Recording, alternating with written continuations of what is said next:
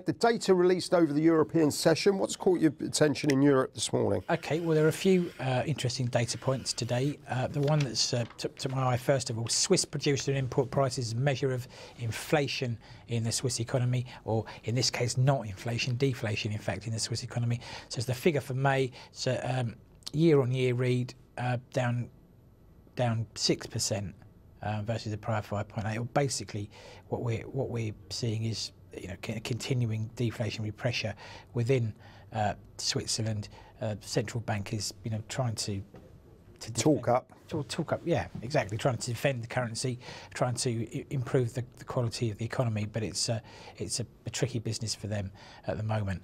In terms of an economy that appears to be doing a bit better, though, the trade balance for the Eurozone for April came out this morning, and we saw a 24.3 billion surplus versus, that's in euros, versus a forecast of 20.3 billion and a prior read of 19.7 billion.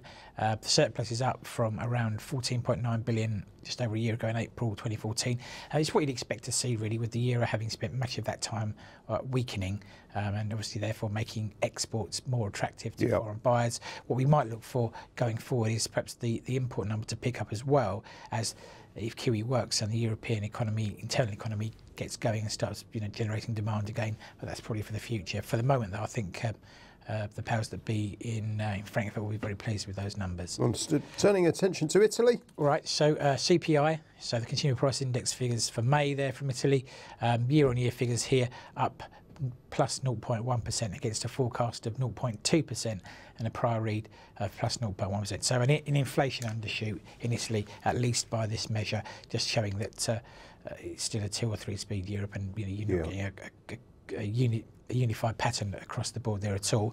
And then, as we've already mentioned, the big fly on the ointment again today, European indices low as the Greek talks fail after 45 minutes. So it sounds like they barely got over the niceties, and then they pot of tea and then called it a day. Absolutely. And Athens was down as much as 5% on the back of that. Understood.